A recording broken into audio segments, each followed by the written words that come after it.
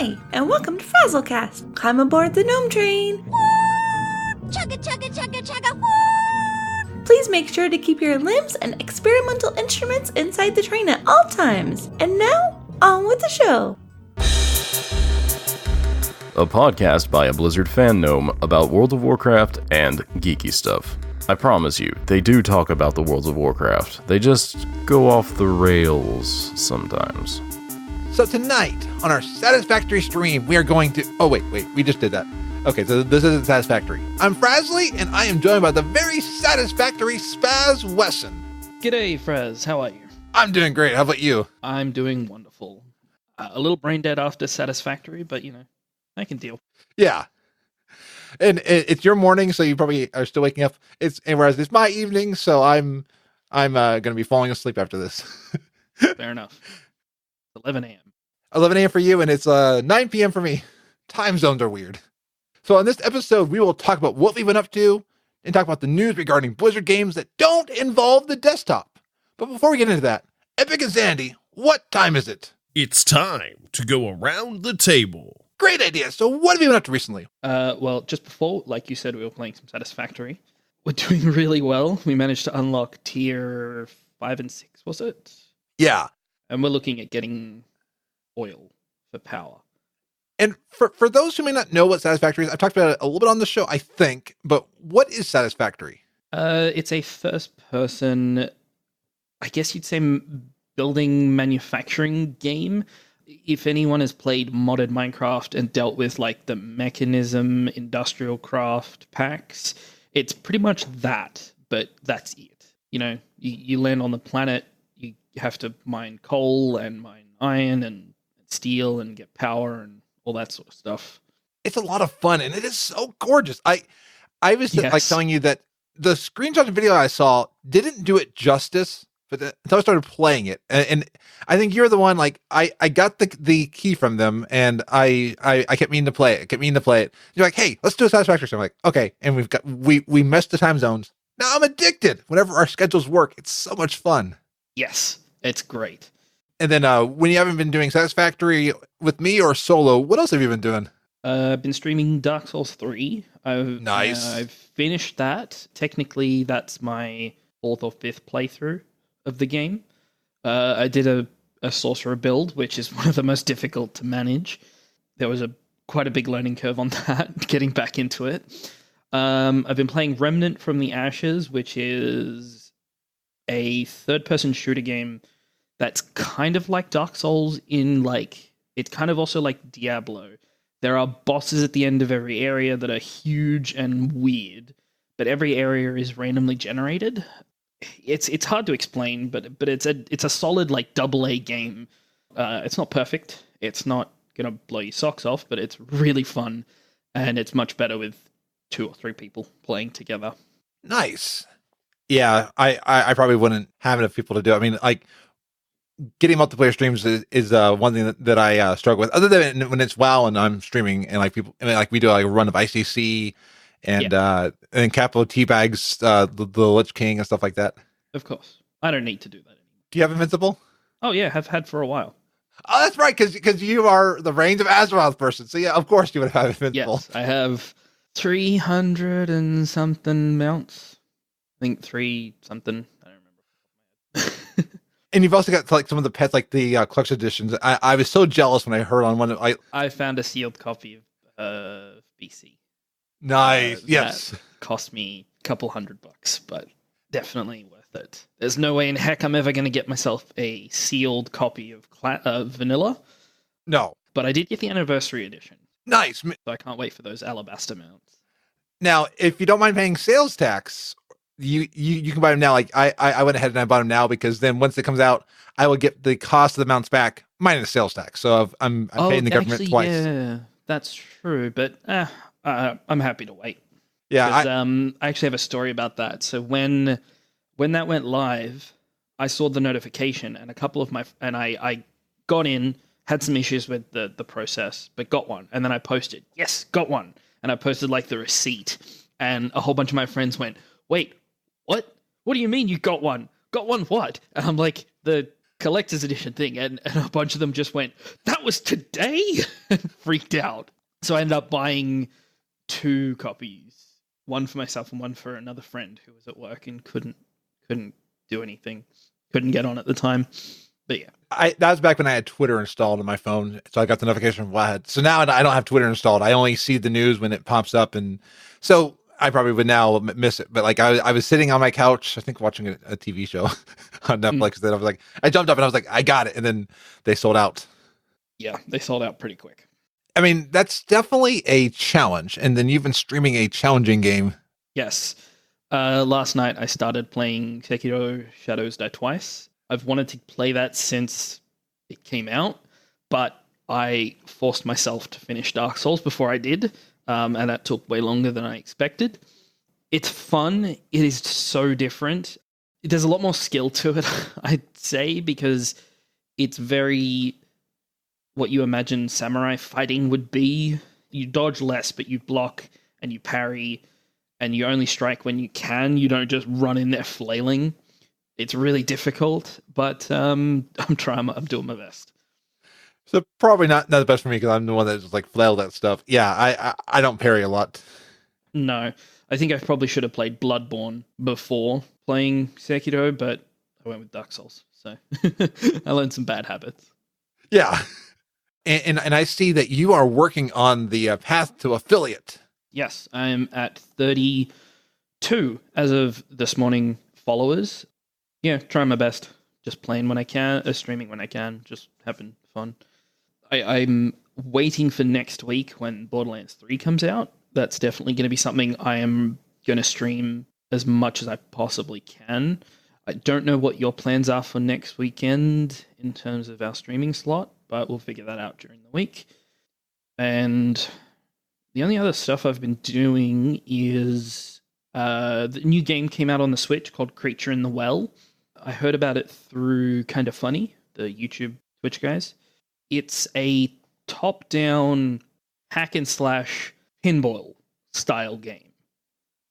So you're a robot maintenance worker who goes into a giant complex that's been shut down, and you have to use your sword to hit basically little pinballs at like bumpers and stuff, and when it hits the bumpers it generates power.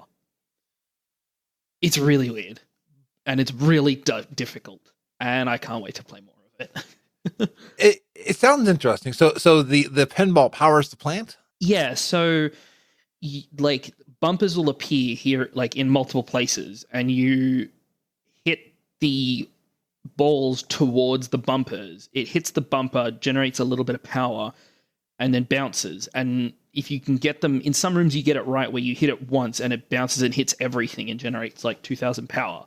There are some rooms where you hit like 2 bumpers, they go down because they're full, and 2 more appear, and then they get full and they go down, and then 2 more appear, and you just kind of do it that way. It's hard to explain. It's much easier if you see how it's played on like a YouTube video or something. Okay. There's a lot of mystery to it. Like, it's one of those games where you wake up, you have no idea who you are or where you are, but all you know is that you need to go into the mountain to get the power back on, but there's a, as it says, creature in the well that's in the mountain that like stalks you and taunts you, and all you see of it is a pair of eyes and like a pair of skeleton hands, and it tells you over and over again that like no one wants the power back on. You should just leave. Don't worry about it. Bugger off. Like, you're the last one left. All the rest of them have left. You just don't try. But it's really weird. Sounds cool though. I like that, and like where you learn the lore of what you're doing. Yeah, it's one big mystery. Very much like Dark Souls. Is it only on Switch? I believe it's also on Xbox and PS4. Okay, good. Because I as much as this week I was looking at how much a Switch costs.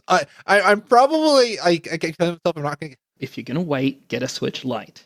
Okay. If you're gonna use it in TV mode more than anything, get a Switch. If you're gonna use it in handheld mode more than anything, get a Switch Lite. The one thing that I want is I want to be able to stream it if I were. So I probably would. Oh, then a regular Switch, yes. But so the Elgato, you can plug into a console. You can just plug that into the Switch the same way. Well, not the Switch, but the dock. itself. The dock, yeah. Yeah, I've done that before. The Switch Lite, you can't. And that was because I was looking at the Switch Lite, and I just saw that the new Switch models came out. I think they're HAC-001. So if you want one, the new one with the newer battery, look for that one. And if I get one, though I did hear rumors of a Switch Pro. Yeah, if and when that happens, it'll probably be late next year, if any. Okay. They're looking at launching the Switch Lite. I don't, off the top of my head, remember when, but they're not going to release or even talk about a Pro for another 6 months, if that. Yeah. Because they obviously they're probably still making technological changes to the device itself to make a Switch 2.0. And by the way, there's a Switch Pro. So yeah, and they want to make sure that whatever Switch Pro is at least sort of in the realm of like the PS5 and the Xbox. Yeah, that's a good point. Yeah, but we never know. Nintendo's on their own scale, on their own timeline. Yeah, and then I see that you've also been in Dungeons and Dragons again. Well, I haven't stopped playing Dungeons and Dragons.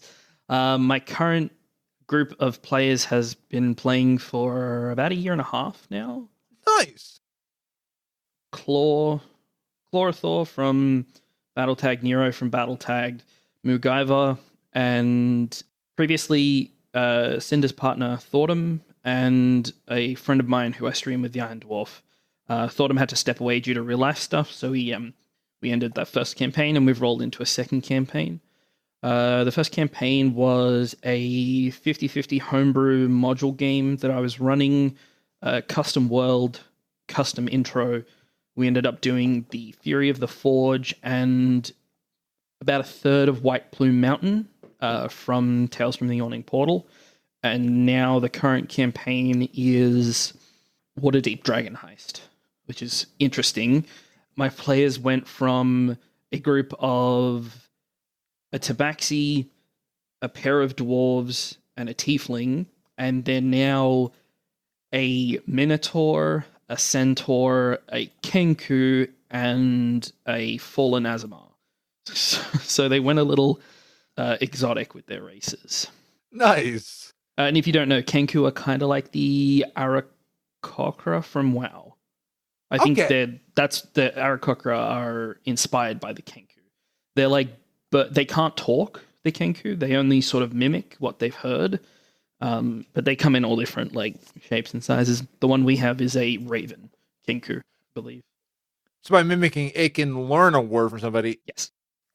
Does it know what that word means, or does it? Yes. They're intelligent. They just don't have the ability to form the words themselves. They can only repeat stuff.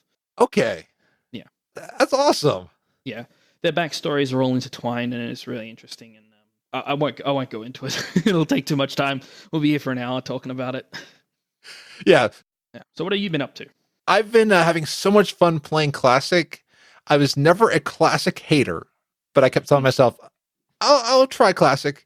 I can't stop playing it. I mean, today's actually the first day that I've not played Classic. I've been playing as well. It's so much fun. It's definitely harder than Current in many regards, but it's... Yeah, I've died multiple times. Me too, and thankfully there's not yet an achievement with the stats for death, so... Yeah, I'm only like level 7. I've only played for about 2 or 3 hours, maybe. Me, more than that. I'm up to like, I think, at least 4 hours a day that I've been playing.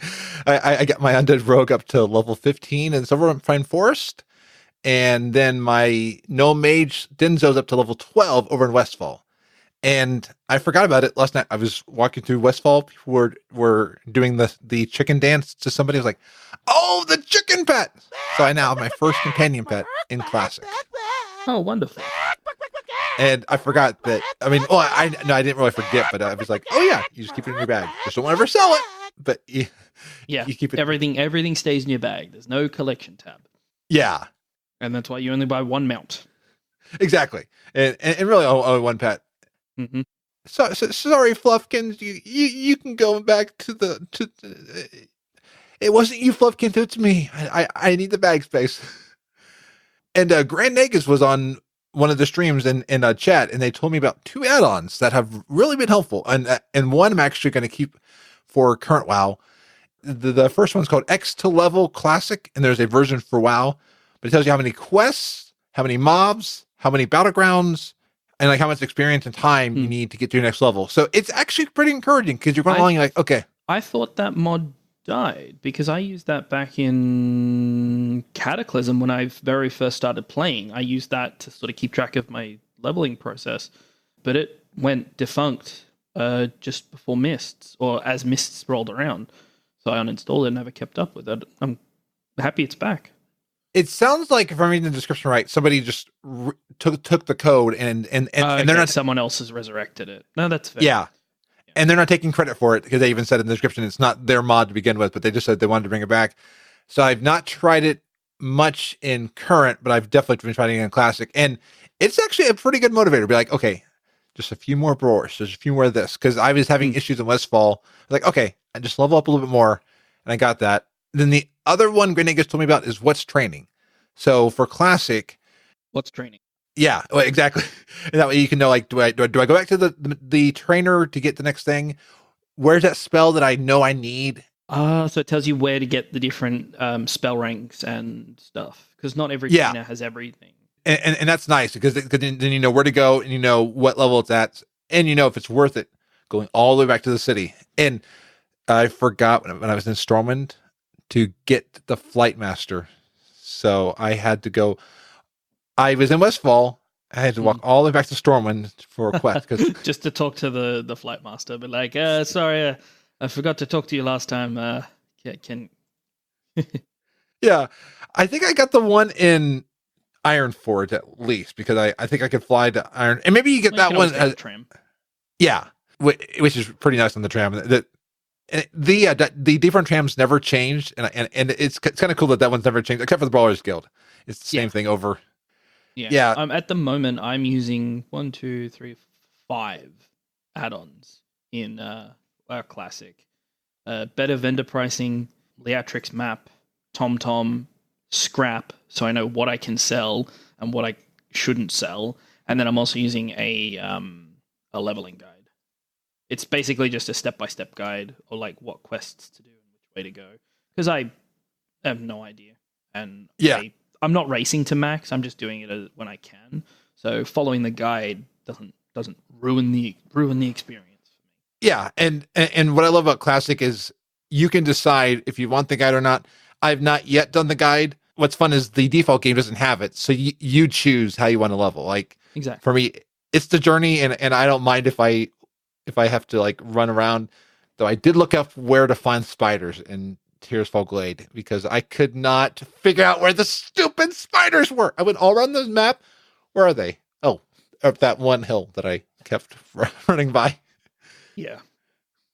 So today I wanted to talk about some topics about WoW and Blizzard that don't involve the desktop, but involve mobile. And there's a little bit of speculation here and there, and also just seeing where stuff is going. And then we also have some news about where one game of Blizzard's going, as well as some news from Nintendo. So today's going to be kind of a speculation territory. You all have phones. Yeah. Actually, no, mine's you all have phones, don't you? Oh, man. And this podcast is available on a phone, so. Yeah, that's true. I listen to it on iPad, mostly. Oh, nice. Well, iPad mini, if I want to be specific, because the iPad would not fit in my pocket. Yeah, it might fit in mine, but I've got big pockets. So Blizzard also has big pockets because they just sued the Chinese game company Sina Games over copyright infringement. I'm glad that they're starting to do this. Like, yeah, I hope they start targeting all those dumb Facebook and app games that are just taking their assets and just blatantly ripping them off. You see them all the damn time. Yeah.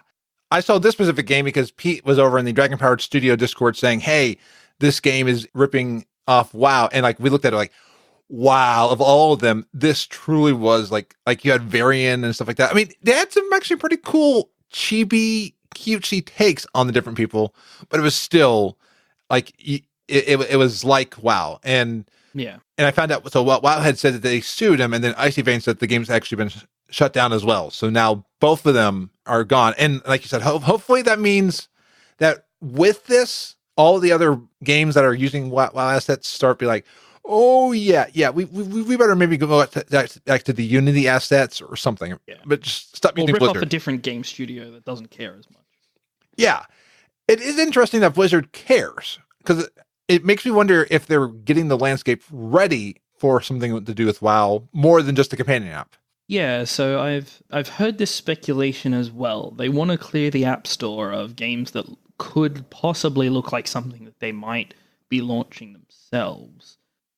Obviously, there's that whole thing about the World of Warcraft branded phones. Yes. You can either choose Horde or Ice Crown. It doesn't look like Alliance. It just looks like an Ice Crown themed phone to me every time I've seen the pictures. Yeah, this is a story that WoW had brought up that Xiaomi is going to be bringing out World of Warcraft branded phones, and you were saying that it sounds like it's only in the Asian and China markets. Yeah, because the way they play World of Warcraft is so different from the way the rest of the world does. They pay per hour. You know, they go to internet cafes and pay per hour to play. And if they can port, well, most people are speculating it's just Classic, but if they can port Classic onto a phone, then they're going to completely change that market. Yeah. In a way that's you guys can play Classic on your phones, and hey, if you want to pay a subscription, go for it. Like, they're going to bring it looks like they might be bringing the subscription to that part of the world. And it makes sense. Actually, I don't even know. Will it make them more or less money? Like, I don't even know what the rate is of how much they pay per hour even. I could see, like, where I would see this, because Classic can run on pretty much anything. I mean, it's not, it can't run on the stuff that it could back in 2004, but a lot of phones nowadays are pretty amazing at what they can run. And I could see Classic on the phone. It would have to be a different server, in my opinion, than Desktop WoW, because there'd be fights and stuff like that, and there'd be a lot of different things. Like, I mean, Final Fantasy XIV did that successfully with the PS3, PS4, and even the Vita. So and even the Xperia, because I wanted an Xperia for the longest time, because I wanted to play Final Fantasy XIV on my phone. I almost got an Xperia for that, because that would have been so cool. Because like I actually played Final Fantasy XIV on my Vita across the world. At least the country. It felt like the world to me, because it was pretty far, but it was still fun. I was on somebody else's Wi-Fi playing Final Fantasy XIV, doing Titan and stuff like that, and we beat Titan on a Vita. Wow. Yeah, that was a lot of fun. I'm just looking at here. So the Chinese players, according to this, pay 0.45 Chinese yuan per hour. Currently, that equals 6 cents an hour in US dollars. Interesting. So they don't pay per month, they pay per... No, they pay per hour. And that's 9 Australian cents. So they go into a internet cafe and they throw down $10 into their Battle.net account, and it just slowly ticks away as they play. And that explains why the tokens are always so expensive in that region, because then, I mean, every bit of time is money, friend, like a goblin. Yeah. I mean, Pretty much. See, now I wonder, when they pay that, does that work on both Classic and retail? I believe so. I believe it's okay. My assumption is that it's money added to your account in the way that we can load Battle.net balance, and then, like, you can pre-buy months of subs. You can buy 6 months worth of sub. You can throw down $100 onto your account, and it'll stick down on that. I don't know anybody who lives in China. Yeah. And plays WoW, so I would have no idea. It's just speculation. I think this show gets downloaded in China, I believe. So if you're there, please let us know what it's like playing WoW in China, and what your experience is like that, because definitely that is pretty fascinating.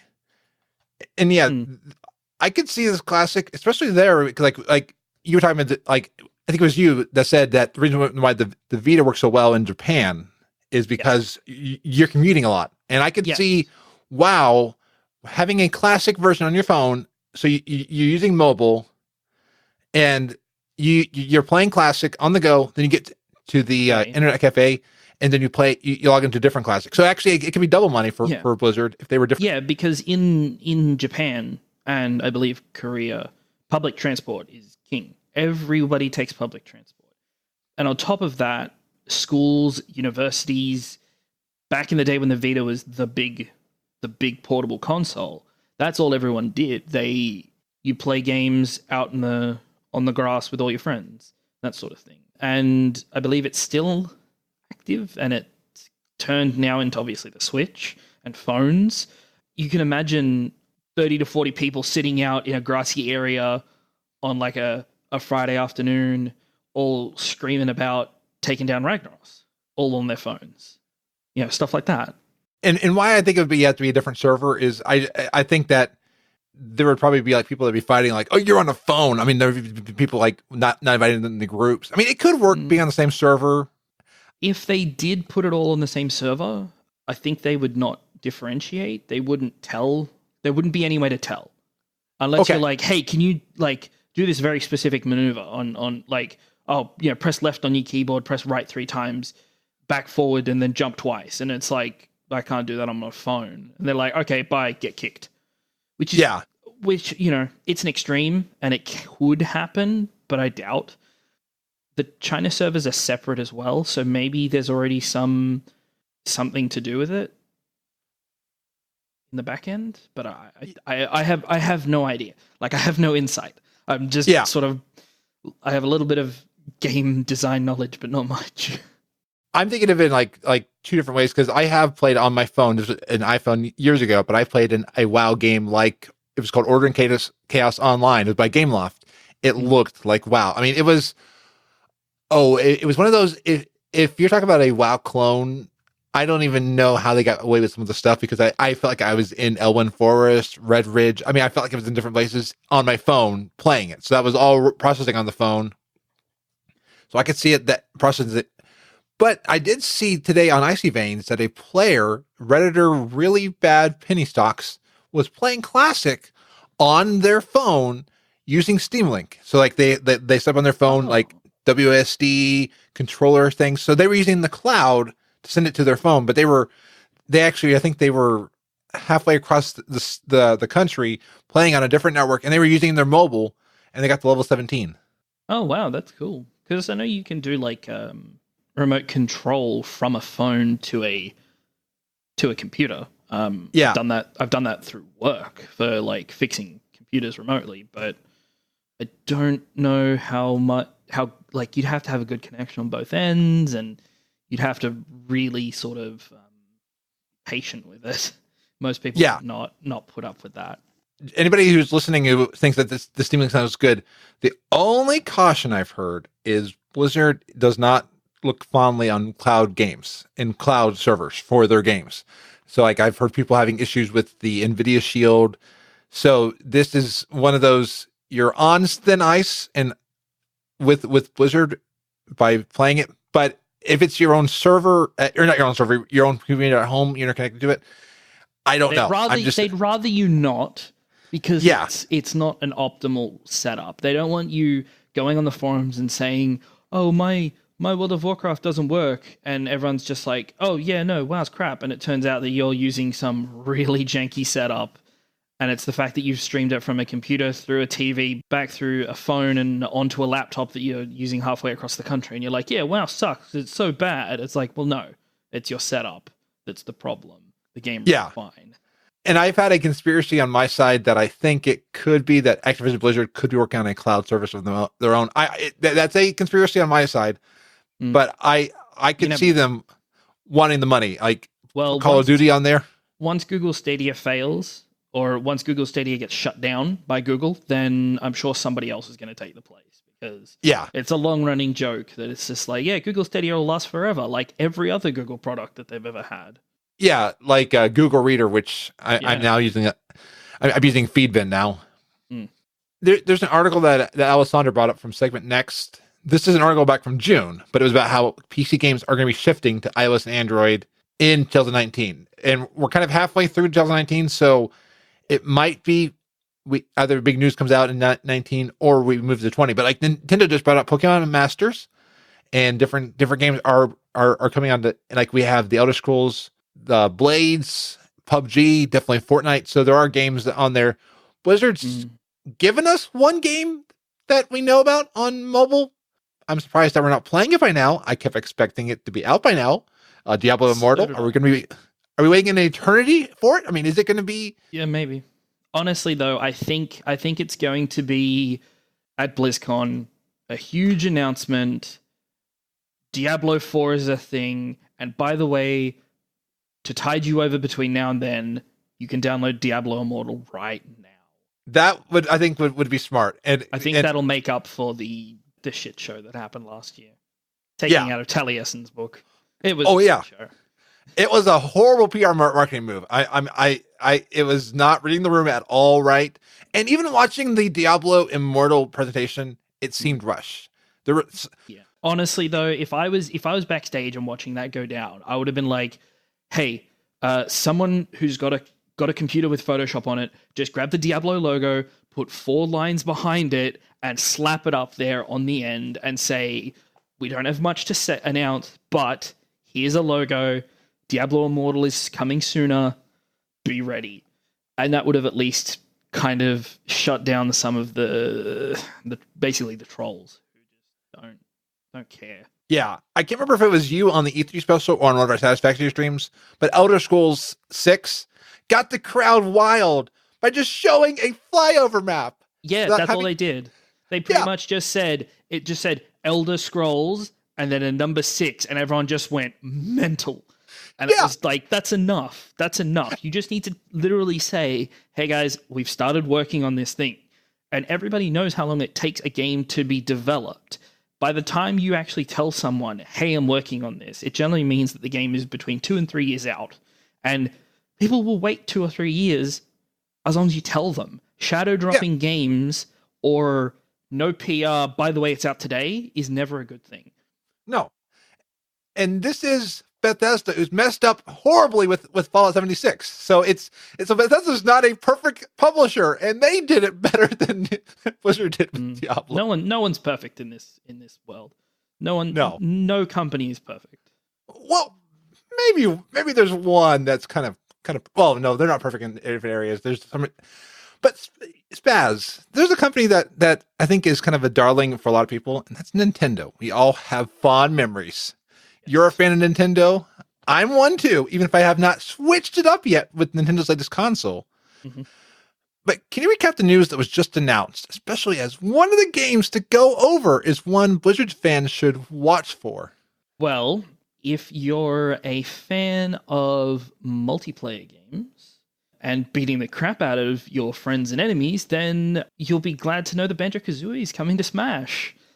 Nice. As of the 4th of September, I have already played as the character. I've completed the main sort of boss rush story mode. I love them. They're exactly what I wanted.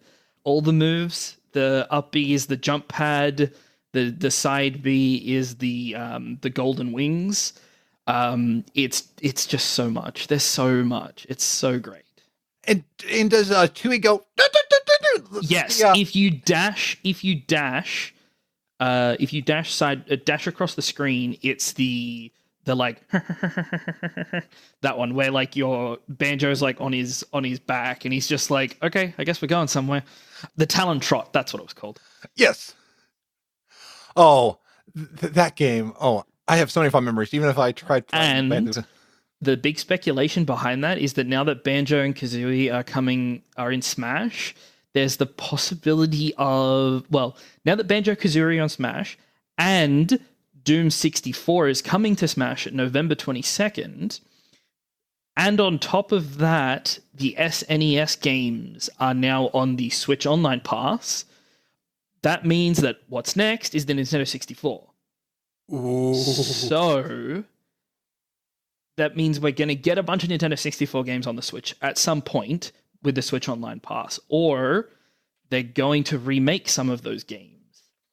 I hope they remake Banjo-Kazooie and Tui, and then maybe a developer gets interested in making a third game for that, because don't you dare tell me about that Xbox game that has their name on it. It is not Banjo-Kazooie. No. It maybe has a few nuts and bolts of it, but it's not them. No, not at all. The main one for Blizzard fans, obviously, is Overwatch. Is coming to the Switch. This was leaked technically a few days early because of Amazon posting ads for a Nintendo Switch Overwatch case, like carry case and stuff, which kind of took the wind out of the sails, but it still made the crowd go crazy. I watched a whole bunch of different reaction videos for the press conference, and so many people were just like, hell yes, this is great.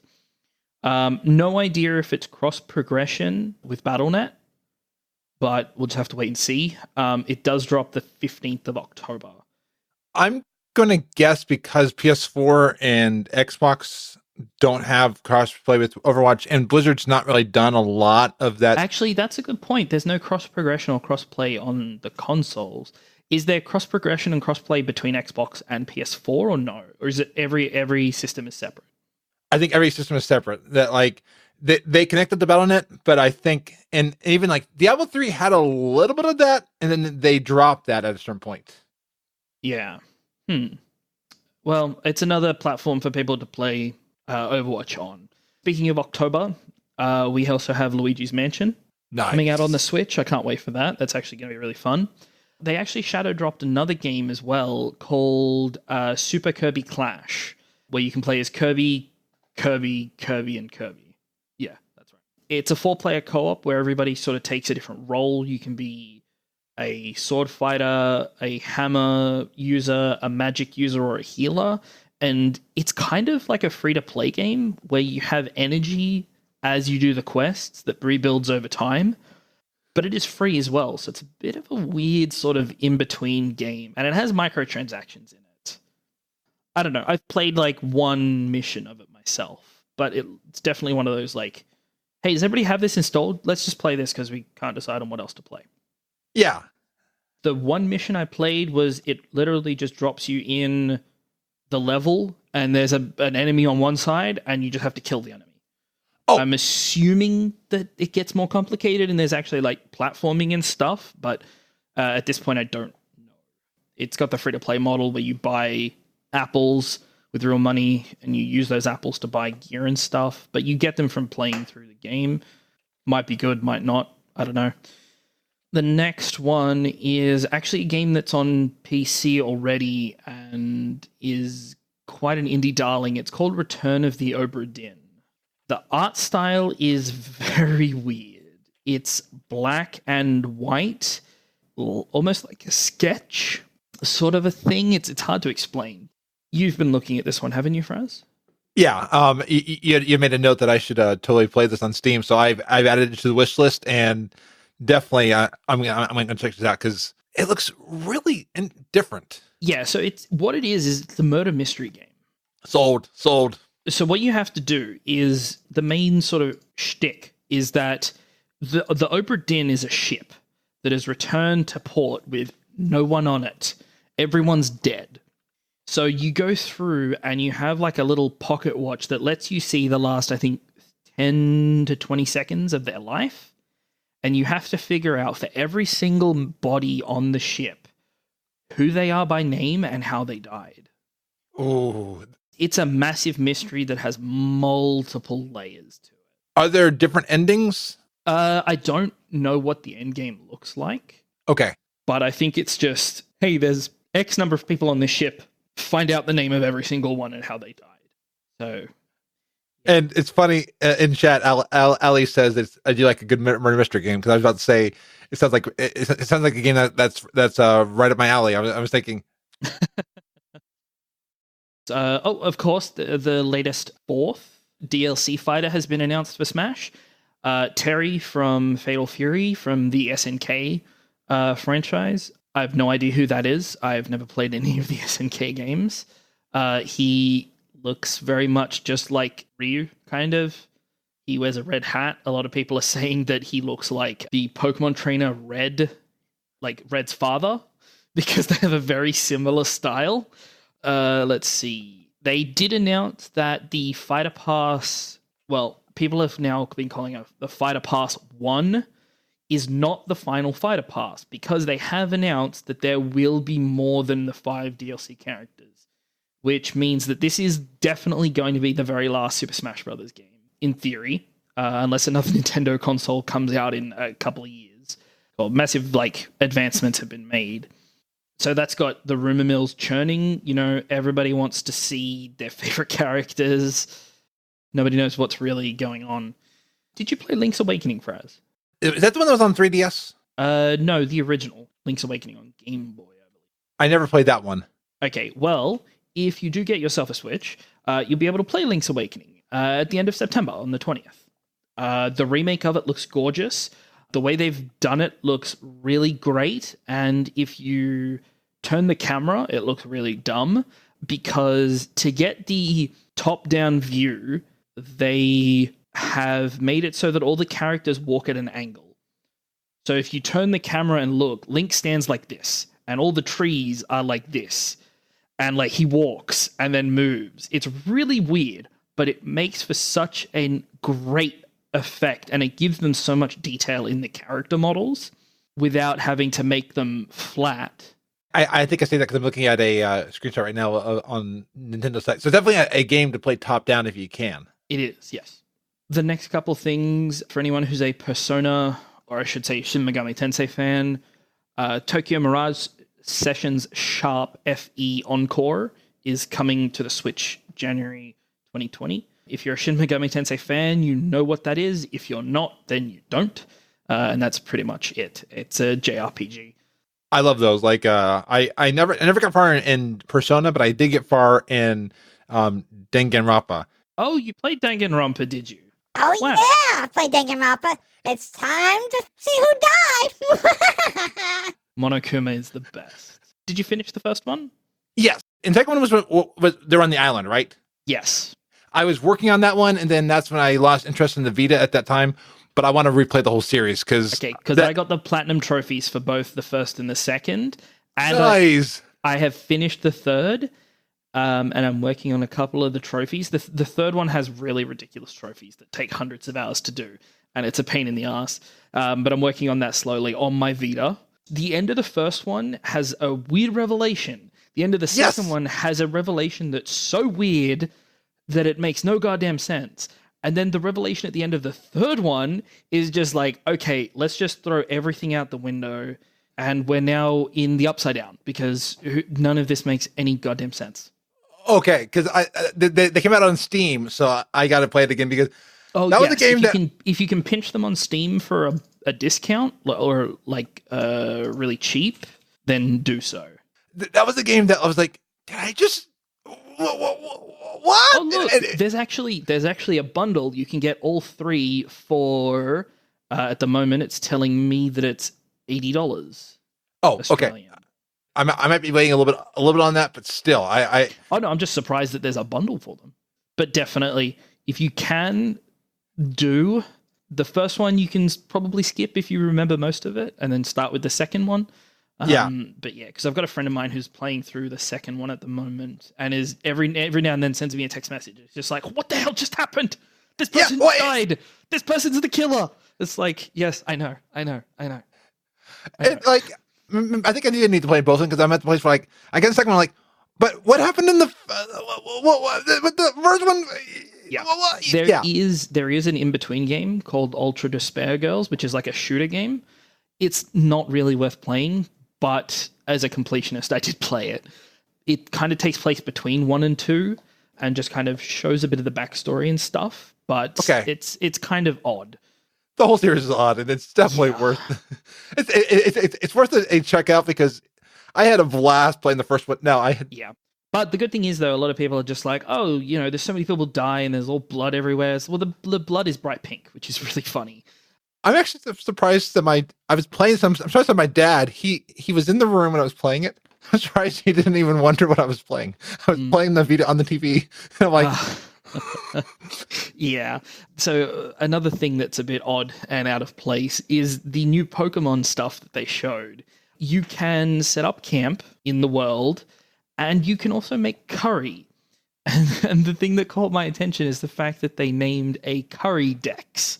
So there's apparently a whole bunch of different kinds of curry to cook, which means you'll be looking for ingredients in the world. And if you've played Kingdom Hearts 3, then this might be a good place to look for ingredients. It's going to just be over and over in your head. It makes no sense, but I just can't wait for Pokemon. I just want to play it. Are they trying to curry favor with people who love food?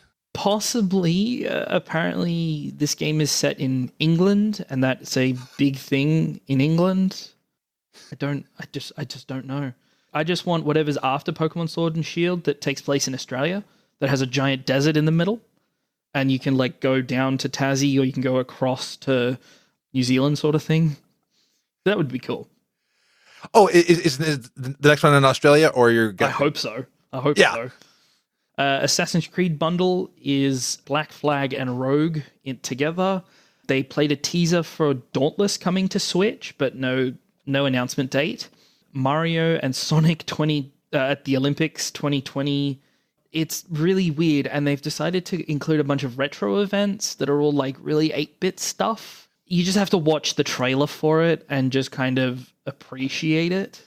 I'm wondering if that has to do with, like, because I saw there's an SNES controller for the Switch. Maybe they're trying to go with that for retro. Oh, no, that's linked to the announcement of the SNES games coming to the Switch Online Pass.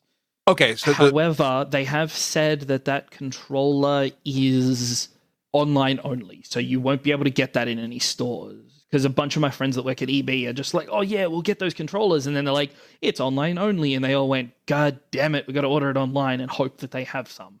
Yeah, especially with like how the SNES and NES minis have been selling out. Yes, that's true. The controllers, from what I hear, they make way more of and aren't really an issue getting. And then the last thing is Animal Crossing New Horizons, which is coming out in March 2020, which so many people want now. Everybody wants a new Animal Crossing game. I know Kara wants one, and I don't know if Kara has a Switch yet, but I know that they were saying that's the one because they've been playing Pocket Camp, and they said when an Animal Crossing comes out for Switch, so I think this is the game that's going to get them onto a Switch. Yeah, Pocket Camp has been really good for those people who've been playing it, but the Animal Crossing games that are actually on the consoles are always way more in depth, and there's way more to do in them. Well, thank you so much for doing a recap of this, because I find what Nintendo's doing is fascinating, and I've never seen them as a competitor to anything else other than they're a addition to things. And like most people love Nintendo. Again, the reason I don't have a Switch yet is because of money, but this week I kept looking at how much it was. Yeah, because a lot of people, what I realized is like there's the PC Master Race versus the console people, and they're always at each other. But then you're just like, hey, do you guys all have Nintendo Switches? They're all like, yeah, of course. It's like, oh, okay, no worries. Yeah. Keep arguing. And that's what Nintendo prefers. Nintendo run on their own set of tracks. They do their own thing. They do things no one expects. No one expected the Wii U. No one expected the Wii in the first place. And then with the Switch, everyone's just like, where did this come from? What? Yeah. And it's great. I love it. I want more. I love that they're finally getting rid of the 3DS. It was a great console, but it was always fragmented between the Switch and 3DS. I'm glad that when I get one, I mean, if I get one, but I'm glad that I don't have to decide between the two. I can just be like, one console to rule them all until the next. Yeah. Well, there are rumors going around of the next generation of consoles being all over the place. Obviously, there's the fake PS5 pictures that are popping up left and right. The Xbox 2. Any name you can think of, people have thought of. The rumors are always flying around. Yeah. Well, and then there's always that rumor of, will the next one be in the cloud? I mean, because the Xbox has that one Xbox that is the S without the disk drive. Yeah, a lot of people are saying that the next generation of consoles won't have disk drives, but I don't believe that. No. Downloading games is not ubiquitous. Not everyone downloads games. It's going to be at least if we're on the PS4, I don't think the PS5 or even the PS6 will not have a disk drive, because there's still way too many people in the middle of nowhere that purchase games. Yeah. I see it being an affordable option, saying, hey, you can buy this for cheaper, but I don't see them taking it, because I think they would lose a lot of people if they did that. At the beginning of the Xbox One and the PS4, Microsoft almost did the downloads going away, and people were really upset. And yeah, people got very upset at them for that. Well, I want to thank you for joining me on FrazlCast today. It flew by. I mean, they always seem to fly by, but I had a great time. where can we find you on the interwebs? Well, the main place you can find me is on Twitter at Spazz Wesson. I do stream on Twitch at twitch.tv/Spazz_Wesson. The Reigns of Azeroth still exists in its very form of an archive, reignsofazeroth.com. Still keeping that going because those episodes are something I don't want to lose. Other than that, I'm still working on getting some stuff sorted to try and do some other podcasts, maybe. It just depends on time, work, and a whole bunch of other factors, which just... life sucks. And I've been enjoying playing Satisfactory with you on streams. That's been a lot of fun. Yeah. 8:30, 9 a.m. Sydney time, Saturday and Sundays. We play, which is Friday night, Saturday morning, Saturday night for you. So, yeah. And that one's always whenever our schedules line up. So sometimes schedules don't line up, but always when they're... Sometimes we're recording the show. Yeah. And Allie, that's where you can find Spazz being immune to my puns, because I tried to do a pun and Spazz just doesn't even say anything. I'm the one that makes the bad puns at home. So nice. Activating customized 4% transporter.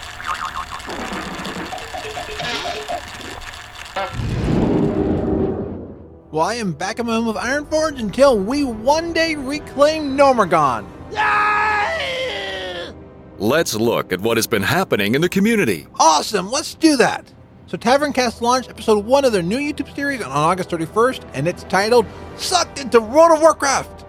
Part 2 premieres on September 11th at 9 p.m. Eastern on their YouTube channel. I know Allie has loved this, and I'm so excited that they have returned to World of Warcraft. Classic has been a huge success, and Blizzard has free character transfers for EU, US, and Oceanic realms. So I've got links in the show notes to all the details for these. So I'm not switching as I'm liking the communities I'm in.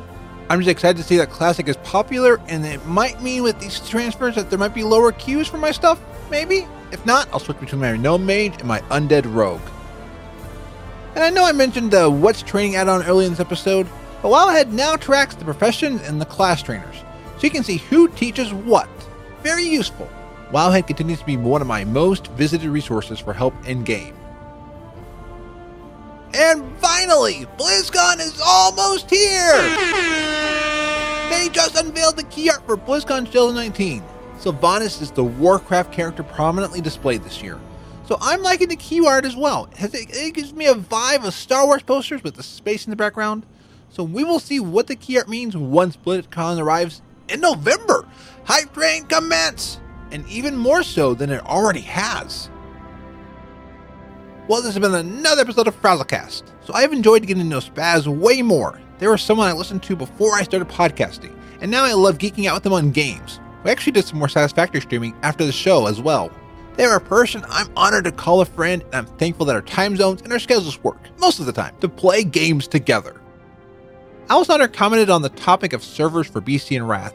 They said, I don't feel any need for the most part, but the Garrosh storyline in Nagrand was cut out years ago, and also the Burning Dragon you summon in original Karazhan. Battle for Undercity after the Wrathgate was also cut. It would be nice if they put those back in the modern WoW to be experienced at the least.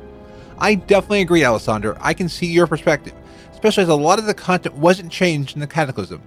Game mechanics change and needs expansion, but part of the appeal of Classic is the game and the world unadulterated by the expansions. So time will tell if there's enough interest in servers for the expansion. But maybe we can definitely revisit the Wrathgate, revisit the Lordaeron scenario of the Scourge that I missed, and more.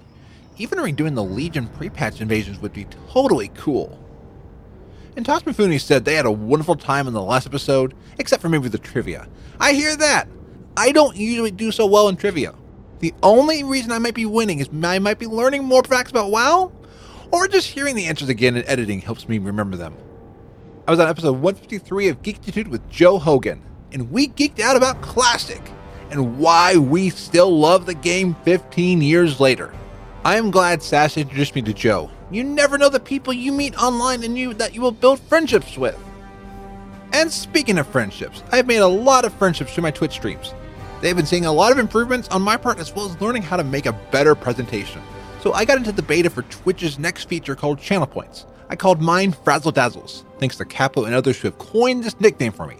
and you can earn these by watching, hosting, rating, and chatting with me.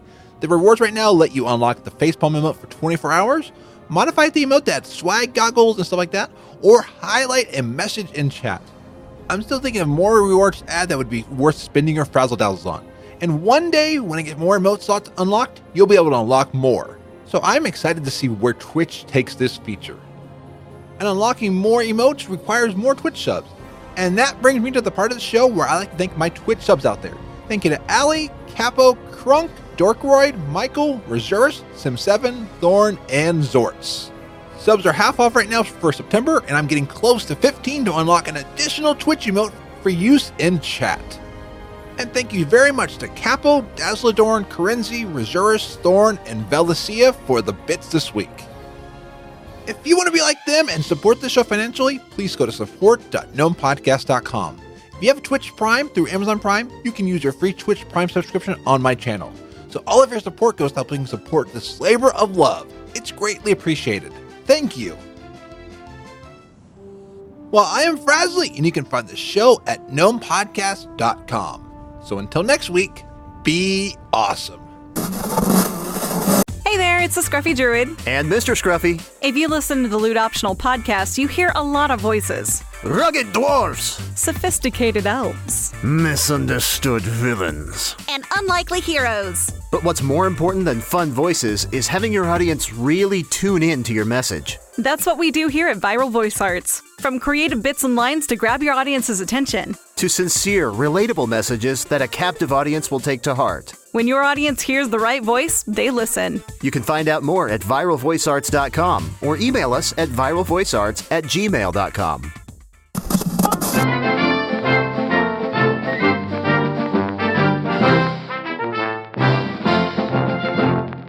Welcome to the Frazley Report, a short broadcast by me, the Awesome Gnome, about the World of Warcraft. So WoW Classic has launched. It's been a success, well, at least in the beginning.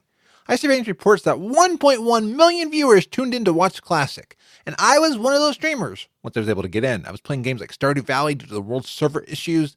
So ICRange reports that not only has WoW been trending on Twitter instead of the usual political news out there, but the stock for Activision Blizzard rose by 6% at its peak. So there have been some long queues since release on the larger realms. There's even been some queuing over queues. On August 27th, Blizzard changed how the population labels were showing, but one of my sources said that even a medium server was giving them a long queue after this update. We'll have to wait, probably longer than the 5-hour queues, to see how it pans out. So Blizzard increased the maximum players allowed in Classic realms and have been adding new realms since launch. One thing that Blizzard is doing to alleviate queues is a new service called WoW Prime, where the older you are, verified by proof of ID, the higher priority you get in the Classic queues, as you have less time to experience Classic both in your normal day and in age, because statistically, many of the older age have already experienced Classic queues already. On launch day, once I got into the game, it was actually a really cool, albeit hectic experience. There were hordes of players camping mobs, even on the Alliance, and in some places people were lining up to take on specific quest mobs or pick up an item for quests. Very civil. Even food vendors set up at certain line queues. Players are willingly starting queues after waiting in queues to get in. There's been a race for World First Classic event, but Mythic got beat. Joker D got to level 60 with 300,000 viewers according to Icy Veins, and MMO Champion reports that apes on Gehenna's EU have claimed a World First Ragnaros and Onyxia kill.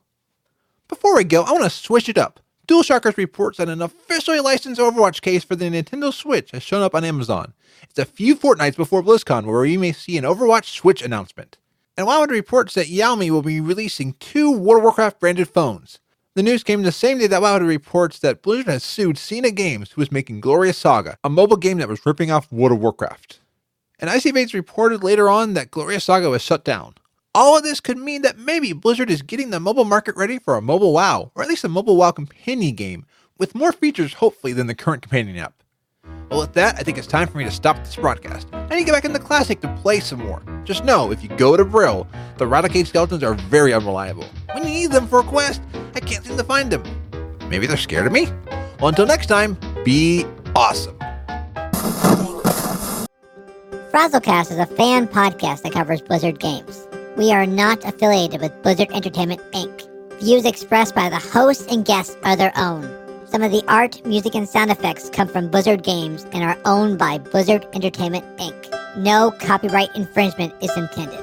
The Gnome Train intro is by Allie of Dungeon Fables and All Things Azeroth, and the opening music is by Brandon T. Blaylock. This show is brought to you by Dragon Powered Studio. Find more at dragonpoweredstudio.com.